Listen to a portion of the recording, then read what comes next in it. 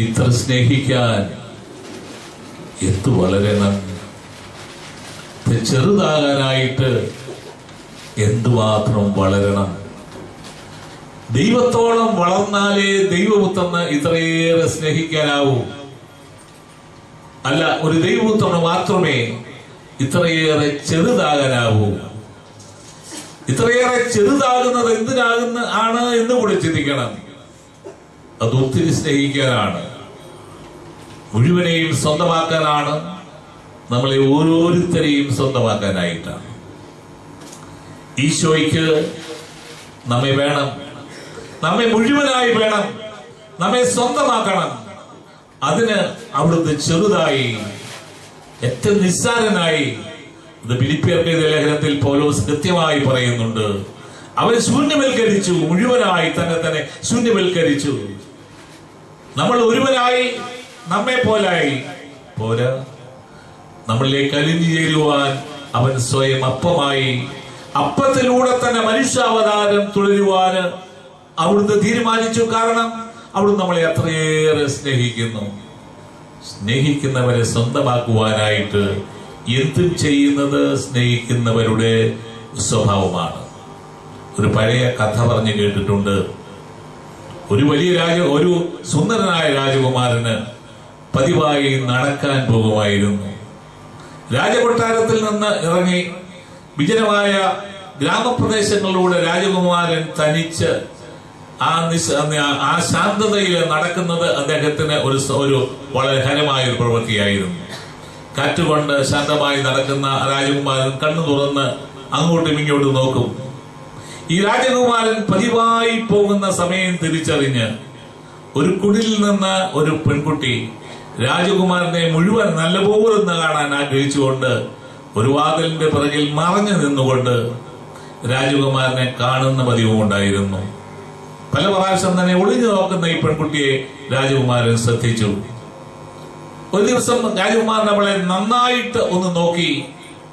വളരെ സുന്ദരിയായ ഈ പെൺകുട്ടിയെ തന്നെ സ്വന്തമാക്കുവാൻ ആ ചെറുപ്പക്കാരന്റെ മനസ്സാഗ്രഹിച്ചു.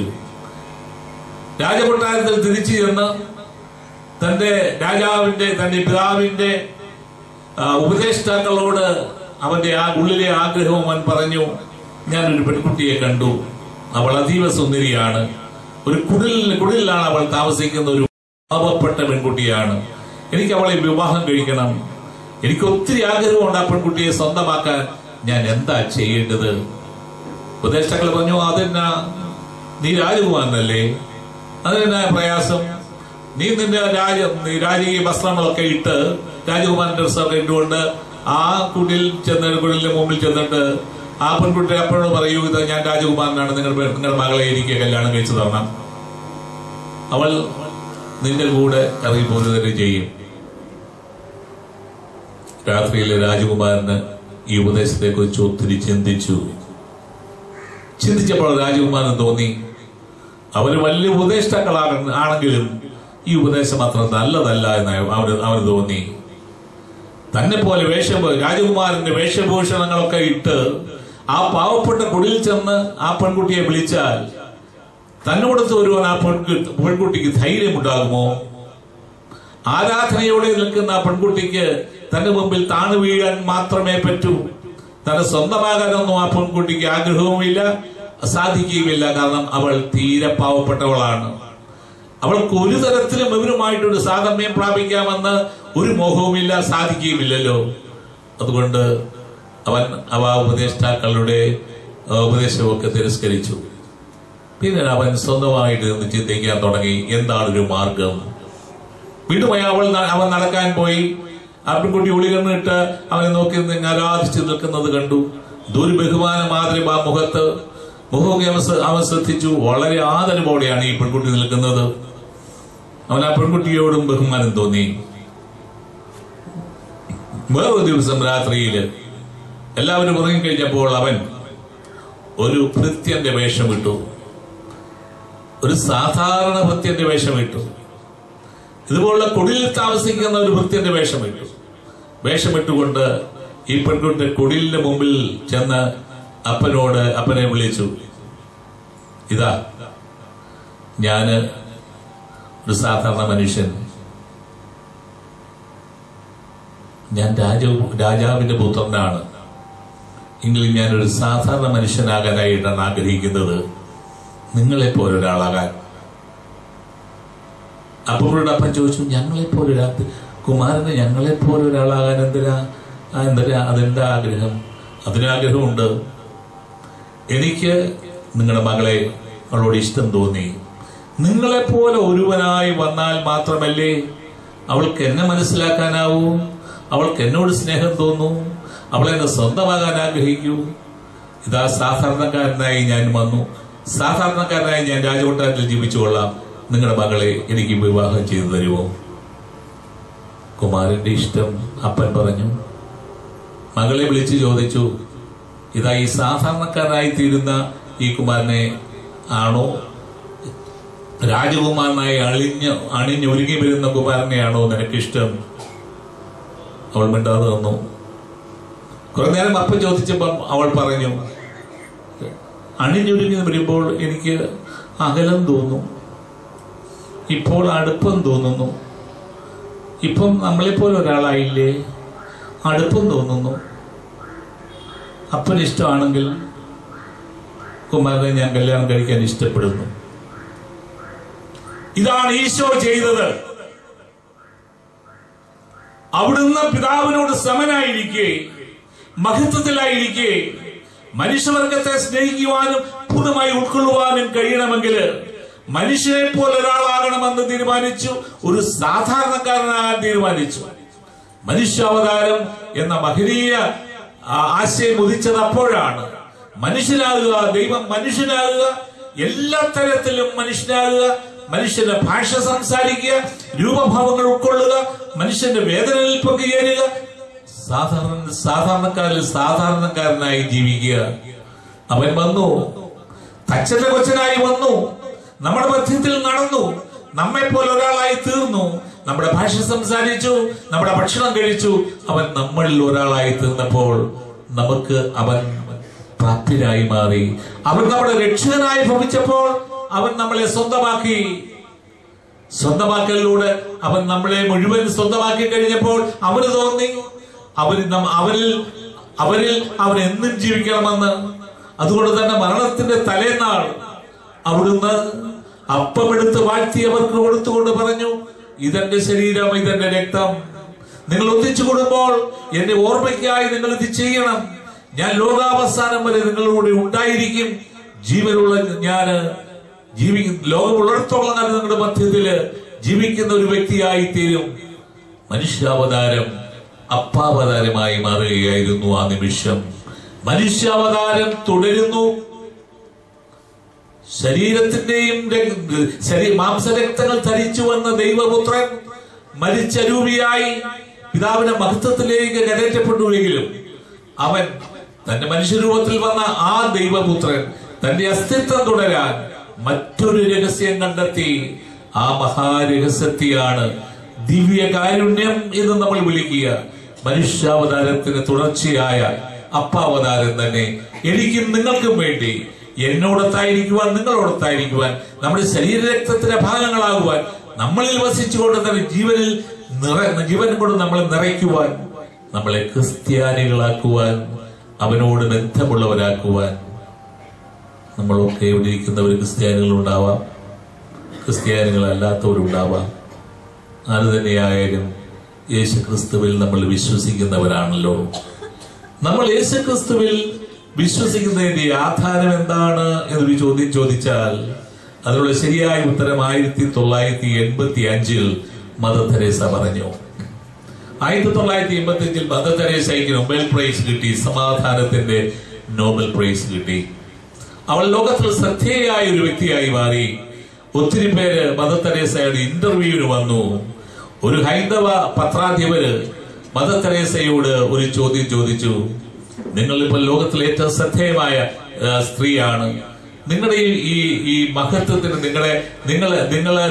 നിങ്ങളൊരു ക്രിസ്ത്യാനിയാണ്, നിങ്ങൾക്ക് ഈ മഹത്വമൊക്കെ കിട്ടിയത് നിങ്ങൾ ക്രിസ്ത്യാനി ആയതുകൊണ്ടാണ്. നിങ്ങൾ എന്തുകൊണ്ടാണ് ഒരു ക്രിസ്ത്യാനി ആയിരിക്കുന്നത്? അവള് അവൾക്ക് പതിവായിരിക്കുന്ന പോലെ, മദർ തെരേസ അവൾക്ക് പതിവായിരിക്കുന്ന പോലെ കയ്യിലുണ്ടായിരുന്ന കൊന്തയെടുത്ത് കൊന്തയിലെ കുരിശ് കൊണ്ട് നാവിൽ ചൊടിയില് ഒരു കുരിശ് വരച്ച് നാവിനെ വിശുദ്ധീകരിച്ചു. എന്നിട്ട് വേദപുസ്തകം എടുത്തു. യോഹന്നാന്റെ സുവിശേഷം 15-ാം അധ്യായം, നമുക്ക് പരിചയമുള്ള ഭാഗം 1 മുതൽ 5 വരെയുള്ള തിരുവചനങ്ങൾ. ഞാൻ സാക്ഷാൽ മുന്തിരിച്ചെടിയും നിങ്ങൾ ശേഖരങ്ങളുമാണ് എന്ന് തുടങ്ങുന്ന ആ സുവിശേഷ ഭാഗം 5-ാം അധ്യായം വരെ 5-ാം വചനം വരെ വായിച്ചിട്ട് ശേഷം പറഞ്ഞു, സാക്ഷാൽ ജീവിക്കുന്ന മുന്തിരിച്ചെടിയായ ഈശോയോട് സദാ ചേർന്നിരിക്കുന്ന, ഗ്രാഫ്റ്റ് ചെയ്യപ്പെട്ടിരിക്കുന്ന ഒരു ശിഖരമാണ് ഞാൻ അവനോട് ഗ്രാഫ്റ്റ് ചെയ്യപ്പെട്ടിരിക്കുന്നതുകൊണ്ട്, ഒട്ടിച്ചേർക്കപ്പെട്ടിരിക്കുന്നത് കൊണ്ട് അവനിൽ നിന്ന് എന്നിലേക്ക് ദൈവിക ജീവൻ പ്രവഹിക്കുകയാണ്. ആ ജീവൻ എന്നിൽ ഉള്ളത്തോളം കാലം ഞാനൊരു ക്രിസ്ത്യാനിയാണ്. നിങ്ങളൊക്കെ പറയുന്നത് പോലെ ഇന്ന് ലോകത്തിലെ ശ്രദ്ധേയമായ പല കാര്യങ്ങൾ ഞാൻ ചെയ്യുന്നതിന്റെ കാരണം അവൻ എന്നിൽ ജീവിക്കുന്നത് കൊണ്ടാണ്, അവൻ എന്നിലൂടെ പ്രവർത്തിക്കുന്നത് കൊണ്ട് ആണ്. ഞാനല്ല, എന്നിൽ ജീവിക്കുന്ന ക്രിസ്തുവാണ് ഇതൊക്കെ ചെയ്യുന്നത്. ക്രിസ്തു എന്നിൽ ജീവിച്ചുകൊണ്ട് എന്നെ ഒരു ഉപകരണമാക്കുകയാണ് ചെയ്തിരിക്കുന്നത്. ക്രിസ്തുവിന്റെ ജീവൻ എനിക്ക് ഉള്ളിടത്തോളം കാലം ഇന്ന് നിങ്ങൾ പറയുന്ന ഈ അത്ഭുതങ്ങൾ മാത്രമല്ല, ഇതിൽ വലിയ കാര്യങ്ങൾ ഞാൻ ചെയ്യും. പക്ഷേ ക്രിസ്തുവിൽ നിന്ന് ഒരു നിമിഷം ഞാൻ മാറ്റപ്പെട്ടാൽ, ഞാൻ മുറിക്കപ്പെട്ടു പോയാൽ, വെട്ടിമുറിച്ചിട്ട് ഒരു ശിഖരം പോലെ ഞാൻ ഉടങ്ങി വരണ്ടു പോകും.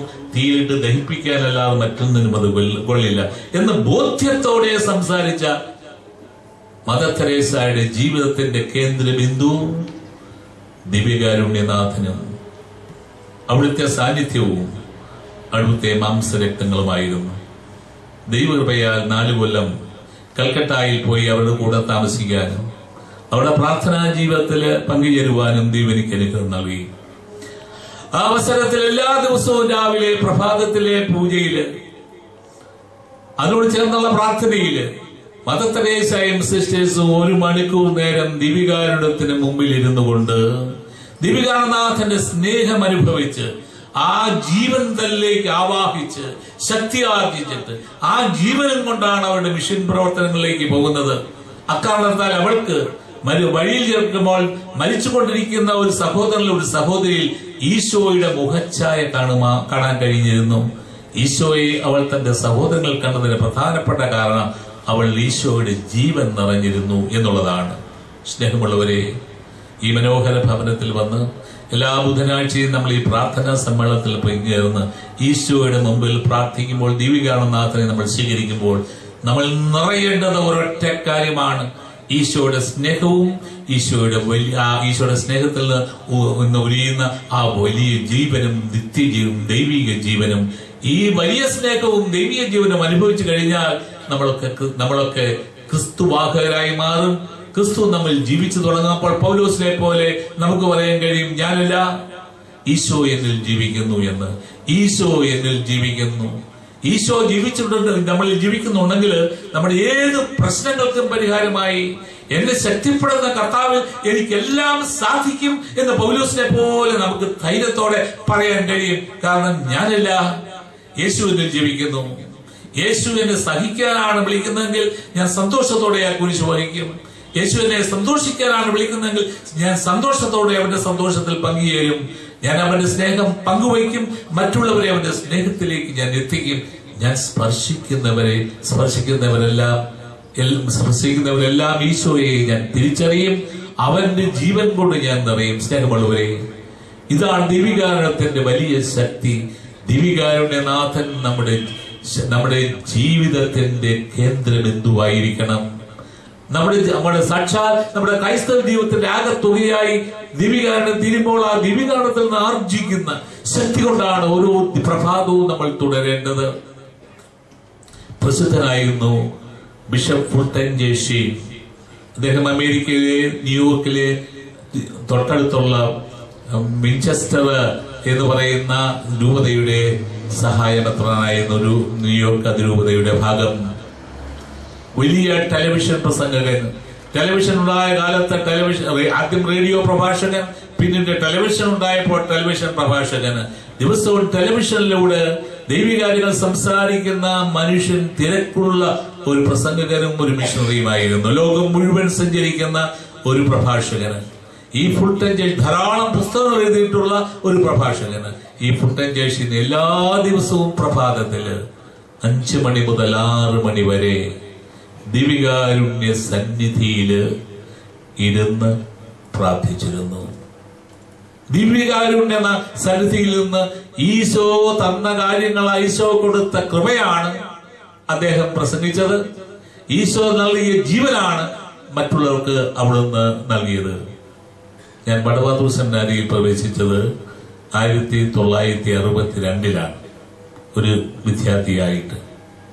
അന്ന് എനിക്ക് പ്രിയപ്പെട്ട എന്റെ നാട്ടുകാരനായ തലശ്ശേരി രൂപതയ്ക്ക് വേണ്ടി പഠിച്ചുകൊണ്ടിരുന്ന ഒരു സെബാസ്റ്റ്യൻ ഉണ്ടായിരുന്നു എന്റെ കൂടെ. അദ്ദേഹം പാലാ സെമിനാരിയിൽ, പെറ്റി സെമിനാരിയിൽ പഠിച്ചു.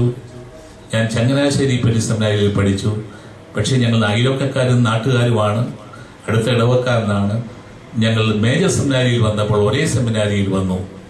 എനിക്ക് സന്തോഷമായി. സെബാസ്റ്റ്യൻ ഒരുമിച്ച് കാണാൻ സാധിച്ചു. ഞങ്ങൾ ഒരുമിച്ച് പഠിച്ചു. സെബാസ്റ്റ്യൻ പഠനത്തിൽ അല്പം മോശമായിരുന്നു. അന്നൊക്കെ ഫിലോസഫിയൊക്കെ പഠിക്കുന്നത് ലത്തീൻ ഭാഷയിലാണ്. സെബാസ്റ്റ്യന് ലത്തീൻ ഭാഷ നല്ല പിടിയില്ല. ഞാൻ പലപ്പോഴും വലിയ സഹായിക്കാനൊക്കെ ശ്രമിച്ചു. നിർഭാഗ്യവശാൽ 3-ാം വർഷം പരീക്ഷ എഴുതി ഫിലോസഫി കഴിഞ്ഞ് തിയോളജിയിലേക്ക് പോകേണ്ട പരീക്ഷയിൽ വന്ന് സെബാസ്റ്റ്യൻ തോറ്റുപോയി. സെബാസ്റ്റ്യൻ ഞങ്ങളുടെ ബാച്ചിൽ നിന്ന് ഒരു കൊല്ലം പുറയിലേക്ക് പോയി. 68 ഞാൻ അച്ഛനായെങ്കിലും സെബാസ്റ്റ്യൻ അച്ഛനായത് 69 ഒരു കൊല്ലം കഴിഞ്ഞാണ്. അദ്ദേഹം തലശ്ശേരി ഇടവയിലേക്ക് പോയി. അവിടെ ഇടവ വികാരിയായിട്ട് ഇപ്പോഴും സേവനം ചെയ്യുന്നു. ഞാൻ യാദൃശ്ചികമായിട്ടാണ് തലശ്ശേരിയിലെ പിന്നീട് തലശ്ശേരി അവരുടെ കാറ്റഗറ്റിക്കൽ സെന്ററിൽ ക്ലാസ് എടുക്കാനായി പോയത്. അപ്പോൾ സ്വാഭാവികമായിട്ട് ഞാൻ അവിടുത്തെ പിതാവിനോട് പറഞ്ഞു, എന്റെ അയൽവക്കക്കാരന്, എന്റെ അടുത്ത സുഹൃത്ത് സെബാസ്റ്റ്യനുണ്ട് ഇവിടെ, എനിക്ക് അദ്ദേഹം എവിടെയാണെന്ന് പറഞ്ഞു, എനിക്ക് അദ്ദേഹത്തെ പോയി കാണണം. ഞങ്ങൾ അവിടുന്ന് അദ്ദേഹത്തെ കാണാൻ പോയി. പോകുന്ന വഴിക്ക് എന്റെ കൂടെ ഉണ്ടായിരുന്ന അന്ന് സന്ദേശ ഭവനിൽ താമസിക്കുന്ന ഒരു അച്ഛനോട് പറഞ്ഞു, സെബാസ്റ്റ്യൻ ഭയങ്കര പ്രസംഗകനാണ്. അദ്ദേഹത്തിന്റെ പ്രസംഗം കേട്ടാൽ ധരിച്ചിരിക്കും മനുഷ്യര്. അദ്ദേഹത്തിന്റെ വചനപ്രഘോഷണം ഹൃദയത്തെ സ്പർശിക്കുന്ന വചനപ്രഘോഷമാണ്. അദ്ദേഹം മനോഹരമായിട്ട് ഞായറാഴ്ച കുർബാനയിൽ പ്രസംഗം പറയുന്നത് മാത്രമല്ല, അദ്ദേഹത്തിന്റെ പ്രഭാഷണം കേൾക്കാൻ അയൽവക്കത്തെ ഇടവയിൽ പോലും ഞായറാഴ്ച കുർബാനയിൽ അദ്ദേഹിക്കുന്ന പള്ളിയിൽ ആളുകൾ വരുന്നത്. അത്ര മനോഹരമാണ് അദ്ദേഹത്തിന്റെ വചനപ്രഘോഷണം. എനിക്ക് അഭിമാനം തോന്നി. പഠിക്കാൻ കൊള്ളുകയല്ല, മണ്ടനെന്ന് ബടവാതൂർ സെമിനാരി മുദ്ര കുത്തിവിട്ട ഈ അച്ഛൻ അച്ഛനായി കഴിഞ്ഞ് ഇത്രയും പ്രഗത്ഭനായല്ലോ എന്നോർത്ത് എന്റെ അയൽവാസിയായ അദ്ദേഹത്തെ കുറിച്ച് എനിക്ക് ഒത്തിരി അഭിമാനം തോന്നി. ഞാൻ പോയി സെബാസ്റ്റ്യനെ കണ്ടു, സെബാസ്റ്റ്യൻ അച്ഛനെ കണ്ടു, ഒത്തിരി കാര്യങ്ങളൊക്കെ പറഞ്ഞു. ഞങ്ങൾ തനിച്ച് സ്വല്പം സംസാരിച്ചു. ഞാൻ ഒരു കാര്യം ഞാൻ കേട്ടു, ശരിയാ എന്ന് എനിക്കറിയാം. ഇതെന്താ സുഹൃത്തെ ഇതിന്റെ രഹസ്യം? തന്റെ പ്രഭാഷണമൊക്കെ വളരെ നല്ലതാണെന്ന് പറയുന്നു. താൻ എവിടെ നിന്നാണ് ഈ പ്രഭാഷണമൊക്കെ പഠിക്കുന്നത്? എന്താ ഇതിന്റെ രഹസ്യം? എന്നോട് പതുക്കെ പറഞ്ഞാൽ ഞാൻ ആരോടും പറയത്തില്ല. എന്നെ നോക്കി ഒന്ന് ചിരിച്ചു പുള്ളി, ഒന്ന് ചിരിച്ചു. ഓർക്കുന്നുണ്ടല്ലോ പണ്ട് എനിക്ക് ട്യൂഷൻ തന്നവർക്ക് ഓർക്കുന്നുണ്ടോ? അയ്യോ അതൊക്കെ അന്നല്ലായിരുന്നു. ഞാൻ മണ്ടനാ, സാക്ഷാൽ മണ്ടൻ, ഇന്നും മണ്ടൻ. മണ്ടനായ ശനിയാഴ്ച വൈകിട്ട് കപ്പിയാല് പള്ളി അടിച്ച് പോവും. ഞാൻ വേദപുസ്തകം കൊണ്ട് വന്ന് ഈശോയുടെ മുമ്പിൽ പോയി അങ്ങോട്ട് ഇരിക്കും. പിറ്റേ ദിവസം വായിക്കേണ്ട സുവിശേഷം പുള്ളിയെ വായിച്ചു കേൾപ്പിക്കും, ഈശോയെ വായിച്ചു കേൾപ്പിക്കും. എന്നിട്ട് ഞാൻ ഈശോയോട് ചോദിക്കുക, എന്നതാ പറയണ്ടേ? ഈശോ അപ്പൊ എനിക്ക് പറഞ്ഞു തരും, ഞാനത് മനസ്സിലാക്കും. പിറ്റേ ദിവസം വന്ന് ഞാൻ മനുഷ്യരോട് പറയും. ചില ദിവസം ഞാൻ ഈശോയെ കേട്ട് അവിടെ കിടന്നങ്ങ് ഉറങ്ങും. അത്താരയുടെ പള്ളിക്കകത്ത് അത്താരയുടെ മുമ്പിൽ കിടന്നങ്ങ് ഉറങ്ങും. രാവിലെ കപ്പേര് വന്നപ്പോഴാണ് എന്നെ ഉണർത്തുന്നത്. പലപ്പോഴും അങ്ങനെ സംഭവിക്കാറുണ്ട്. എന്റെ പൊന്നെ, എന്റെ സുഹൃത്തെ, ഈശോയെ കേട്ടിട്ട് ഈശോ പറയുന്നത് പറഞ്ഞു കൊടുത്താൽ മനുഷ്യരുടെ ഹൃദയത്തിൽ സ്പർശിക്കും. അതെനിക്ക് ബോധ്യമായി. ഇപ്പൊ ഞാൻ ഈശോയോട് ചോദിച്ചിട്ട്, വേദോത്സവം വായിച്ചിട്ട് ഈശോയോട് ചോദിച്ചിട്ട് ഈശോ പറയുന്നതാണ് പറയുന്നത്. ബോധ്യത്തോടെ ഈശോ പറയുന്നത് കേൾക്കാൻ കഴിയുന്ന ഒരു പുരോഹിതനാണ് പൗരോഹിത്യത്തിന്റെ അഭിഷേകമുള്ള പുരോഹിതൻ. ഈശോയോട് ഇതൊരു വ്യക്തിപരമായ ബന്ധമുള്ളവനാണ് ഈശോയുടെ പുരോഹിതൻ. വ്യക്തിപരമായി ബന്ധമില്ലാത്തവരൊക്കെ കള്ളക്കത്തനാരന്മാരാണ്. ബെനഡിക്ട് 16 വാക്കുകളാണിത്. ഫ്രാൻസിസ് 1 പാപ്പയുടെ വാക്കുകളാണിത്. ഈ അടുത്ത കാലത്ത് ഫ്രാൻസിസ് പാപ്പ കഴിഞ്ഞ ഞായറാഴ്ച പ്രഭാഷണത്തിൽ പറഞ്ഞതാണ്, ഈശോയുടെ വ്യക്തിപരമായി ബന്ധമില്ലാത്ത പുരോഹിതൻ കപടവേഷക്കാരനാണ്, കള്ളക്കത്തനാരാണ്. ഈശോയുടെ വ്യക്തിപരമായി ബന്ധം പുലർത്തുന്നവൻ, ഈശോയെ കേൾക്കുന്നവൻ, ഈശോയുടെ തിരുഹൃദയത്തിലെ സ്പന്ദനങ്ങൾ അറിയുന്നവൻ ഈശോയുടെ അഭിഷിക്തനാണ്. അവൻ ഈശോയെ മാത്രമേ സംസാരിക്കാനാവൂ, ഈശോയുടെ സ്വരം മാത്രമേ സംസാരിക്കാനാവൂ, ഈശോയുടെ സന്ദേശം മാത്രമേ അറിയിക്കാനാവൂ. ദിവ്യകാരുണ്യത്തിൽ അവിടുന്ന് സന്നിഹിതനായിരിക്കുന്നത് ഇത്തരത്തിൽ പുരോഹിതരായി ഞങ്ങളെ സ്പർശിക്കാനാണ്. അങ്ങയിൽ അവിടുത്തെ വിശ്വസിക്കുന്ന നിങ്ങളെ സ്പർശിക്കാനാണ്. ദൈവത്തിലേക്ക് വരുവാൻ, ജീവനുണ്ടാകാൻ, അത് സമർത്ഥമായി ഉണ്ടാകാൻ വേദപുസ്തകത്തിൽ തെളിവുകളുണ്ടോ? ഉണ്ട്. സുവിശേഷങ്ങൾ 4 ഇതേക്കുറിച്ച് പ്രതിപാദിക്കുന്നുണ്ട്. ഒരുപക്ഷെ സമവീക്ഷണ സുവിശേഷകർ എന്ന് പറയുന്ന മത്തായിയും മർക്കോസും ലൂക്കോസും വളരെ വിഭിന്നമായ ഒരു ശൈലിയിൽ ദിവ്യകാരുണ്യം എന്നൊക്കെ പറയുന്നത് ഈശോ തന്റെ അന്ത്യത്താഴത്തിൽ സ്ഥാപിച്ച, അത്താഴ വിരുന്നിനിടയിൽ സ്ഥാപിച്ച ഒരു കൂദാശയാണ് എന്നും, ആ കൂദാശയെ സ്ഥാപിച്ചുകൊണ്ട് നിങ്ങൾ എന്റെ നാമത്തിൽ ഒന്നിച്ചുകൂടുമ്പോൾ എന്റെ ഓർമ്മയ്ക്കായി ചെയ്യുവെന്നുള്ള നിയോഗം സഭയിലെ പുരോഹിതർക്ക് നൽകിക്കൊണ്ട് വിശുദ്ധ കുർബാന നേരിട്ട് സ്ഥാപിച്ച ഒരു കൂദാശയാണ് എന്ന് വ്യക്തമായി പറയുന്നുണ്ട്. സംശയിക്കേണ്ടത് ആവശ്യമൊന്നുമില്ല. മർക്കോസിന്റെ സുവിശേഷം 14 അധ്യായവും മത്തായിയുടെ സുവിശേഷം 22 അധ്യായവും മത്തായിയുടെ സുവിശേഷം 18 അധ്യായവും ലൂക്കോസിന്റെ സുവിശേഷം 22 അധ്യായവും വായിച്ചാൽ നമുക്കിത് വ്യക്തമാണ്. ഈശോ താൻ ഉച്ചക്കപ്പെട്ട രാത്രിയിൽ അപ്പമെടുത്തു വാഴ്ത്തി അവർക്ക് കൊടുത്തുകൊണ്ട് ഇപ്രകാരം പറഞ്ഞു എന്ന് പറഞ്ഞുകൊണ്ട് ഈശോ വിശുദ്ധ കുർബാന സ്ഥാപിക്കുന്നതിന് വളരെ കൃത്യമായിട്ട് ആ സുവിശേഷ ഭാഗങ്ങളിൽ കൃത്യമായി നമ്മളെ ഓർമ്മിപ്പിക്കുന്നുണ്ടല്ലോ. ഈശോ തന്നെ നേരിട്ട് സ്ഥാപിച്ച കൂദാശയാണിത്. തന്റെ താൻ അവസാനമായി കഴിച്ച അത്താഴി വിരുന്ന് തന്റെ അവസാനത്തെ അത്താഴി വിരുന്നാണെന്ന് മനസ്സിലാക്കിക്കൊണ്ട് ഈശോ പറഞ്ഞു, ഞാൻ അവസാനമായിട്ടാണ് ഈ ഭക്ഷണം ഈ അപ്പം നിങ്ങളോട് ഭക്ഷിക്കുന്നത്, ഇനി വലിയൊരു ഭക്ഷണം ഞാൻ നിങ്ങളോട് ഭക്ഷിക്കുകയില്ല. കാലുകൾ കഴുകി സ്നേഹത്തിന്റെ പ്രമാണത്തിന്റെ മാതൃകയൊക്കെ കൊടുത്ത ശേഷമാണ് അവിടുന്ന് ഈ അത്താഴ വിരുന്നൊക്കെ കഴിച്ചത്. അത്താഴ വിരുന്ന് കഴിച്ചുകൊണ്ടിരിക്കുമ്പോഴാണ് അവൻ അപ്പമെടുത്ത് വളരെ വ്യക്തമായ ഭാഷയിൽ പറഞ്ഞത്, ഇത് എന്റെ ശരീരം. കാസയിലെ വീഞ്ഞെടുത്തുകൊണ്ട് പറഞ്ഞു, ഇത് എന്റെ രക്തം, അനേകർക്ക് വേണ്ടി ചിന്തപ്പെടുന്ന എന്റെ രക്തം, നിങ്ങൾക്ക് വേണ്ടി മുറിക്കപ്പെടുന്ന എന്റെ ശരീരം.